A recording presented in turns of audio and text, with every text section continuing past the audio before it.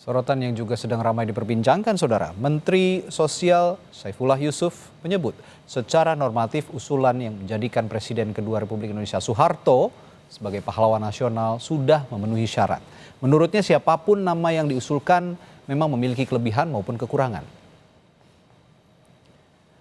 Mensos Saifullah Yusuf bilang nama Soeharto sudah beberapa kali diusulkan menjadi pahlawan nasional. Namun ketika itu menemui kendala karena adanya ketetapan MPR soal korupsi, kolusi, dan nepotisme. Namun setelah TAP MPR itu dicabut, usulan Soeharto sebagai pahlawan sudah memenuhi syarat normatif. Menurutnya pemerintah akan mendengarkan berbagai pendapat, namun juga menimbang kebaikan dari Presiden kedua Republik Indonesia Soeharto.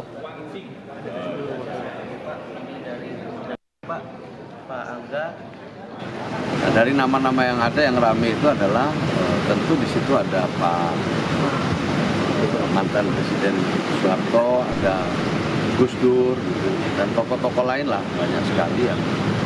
Itu semua memang punya peluang untuk diusulkan oleh Kementerian Sosial setelah nanti kajiannya dulu. Mengapa? Karena paling tidak syarat-syarat normatifnya semua sudah terpenuhi. Siapapun yang diusulkan pasti ada kurangnya, ada lebih. Pak Harto misalnya itu sudah berulang-ulang ya diusulkan, atau sudah sejak tahun 2010 diusulkan, ya, tapi masih ada kendala, dan sekarang salah satu kendalanya itu kemarin soal TAP MPR-nya sudah dicabut. Oh ya semuanya kita dengar, pasti kita dengar usulan-usulan keberatan tersebut. Tetapi pedoman kita adalah normatifnya. Kemudian juga kita timbang tentang kebaikannya. Kan, ya, kebaikannya juga harus dilihat. Saudara, Komisi untuk Orang Hilang dan Korban Tindak Kekerasan Kontras menolak pemberian gelar pahlawan kepada Presiden kedua Soeharto. Menurut Kontras, pemerintahan di era Soeharto terjadi banyak kasus pelanggaran HAM berat dan juga masifnya kasus korupsi, kolusi, dan nepotisme. Kontras menilai selama era kepemimpinan Soeharto terjadi banyak kejahatan negara terhadap warga negara. Selain itu marak kasus korupsi, kolusi, dan nepotisme atau KKN. Kontras menilai jika Soeharto diberi gelar pahlawan, maka akan ada upaya lain menghentikan penyelesaian kasus pelanggaran HAM berat karena sosok yang kontroversial justru mendapat gelar pahlawan.